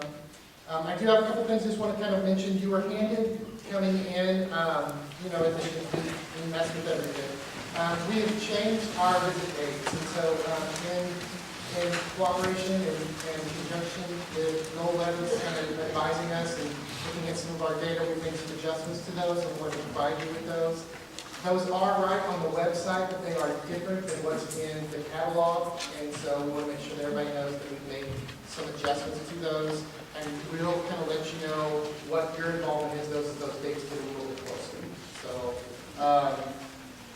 we also will be working with the provost office and faculty in trying to engage faculty more in the transfer recruitment process. And so that's something we'll talk more about this year, but I just want to kind of get it up on your radar that we will be talking a lot about transfer students this year. It's a market in Missouri that is there because of A+ that we need to tap into, that we have not, frankly, been very successful at, and we need to really get faculty involved in that process to be a little bit more successful.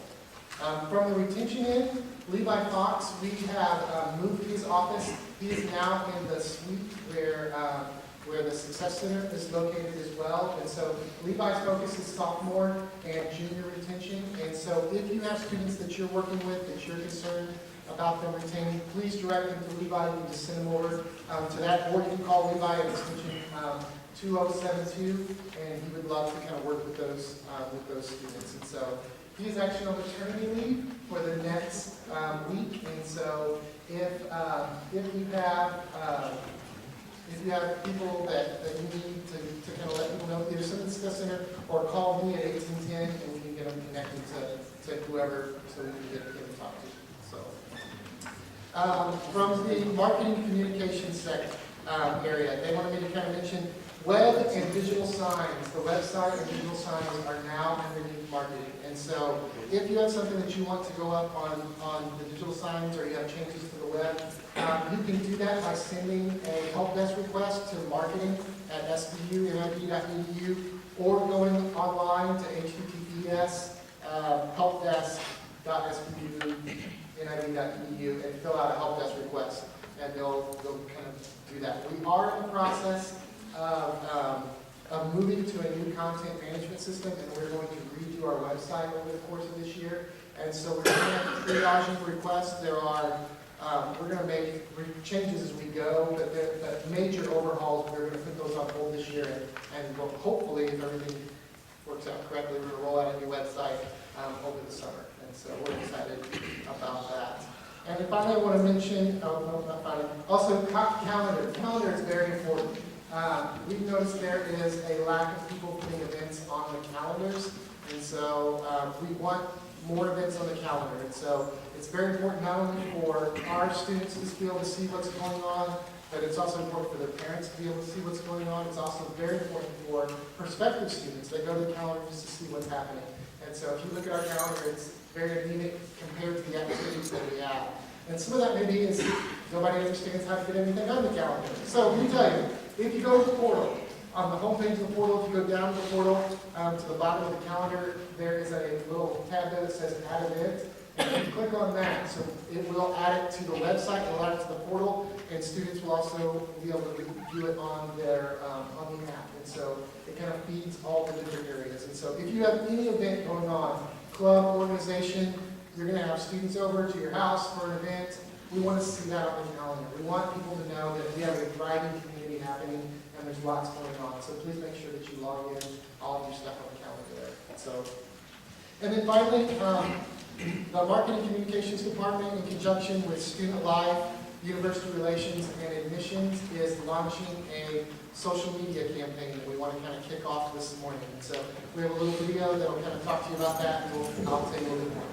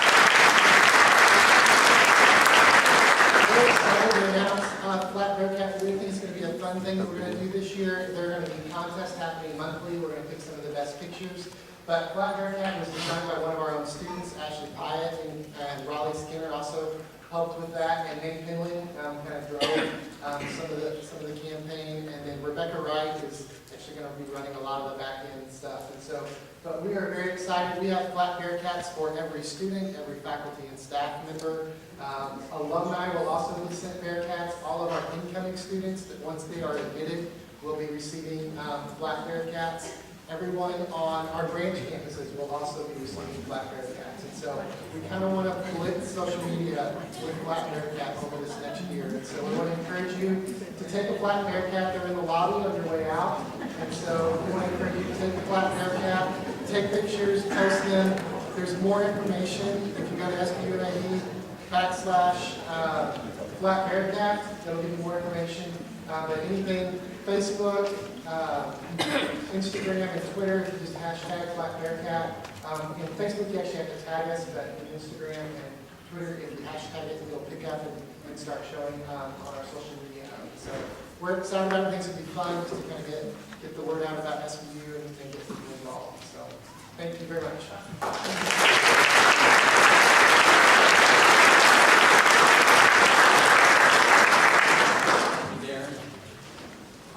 Brad Johnson has one more announcement. Does anybody else have an announcement before I say this last one? Okay, last one.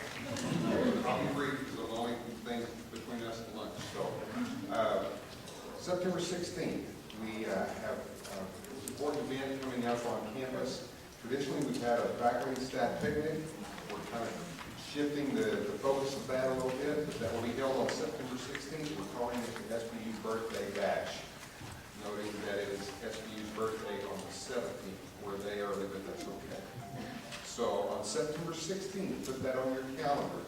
We will have certain celebrities that will be with us that evening. We'll have Dr. Tim McClude and the local folks who will be playing for us. We'll also have Dr. Duke Jones serving as MC of the event. So there'll be lots of games. So we invite you to put that on your calendar.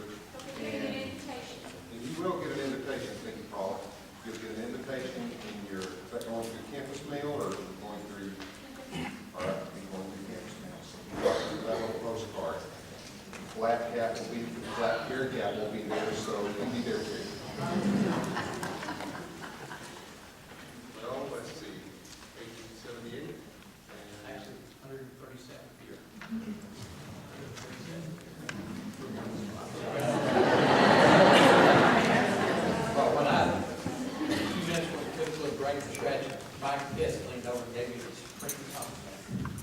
Dr. Taylor, your speech, you really went through it fast. It didn't feel like 36 pages, it only felt like 34 pages.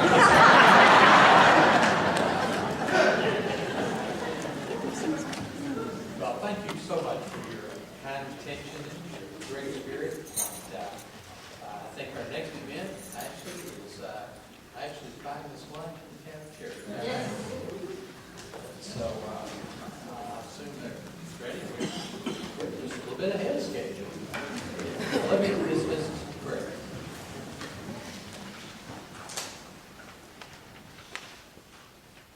Father, you're so kind and gracious to us, and there's no way to adequately express our appreciation. We thank you for Jesus. We thank you for loving us. And we thank you just how awesome it is that God, the creator of the universe, will hear our prayers. We thank you for that. As we begin a new year, Father, we pray for our students. We pray for the freshmen who will be moving into dorms. And Father, we pray for their parents, grandparents, and other family members that will be giving up their babies to us. We pray that we will be ready to reach out to them, and we will minister to them. Student life, Dennis classes begin next week, and we'll reach out to them. We'll challenge them. We'll love them. Nurture them. Lead them to be the men and women that you desire for them to be. We thank you for giving us that responsibility. I pray that we'll live up to that responsibility. Father, we back in staff in this room, what a blessing they are to this university. Pray for them and their families. Father, as we break this meeting and move over for lunch, we pray your blessings on the food. Thank you for the food. We thank you for fresh ideas and personnel that prepared it. Now, Father, just go with us each and every day through this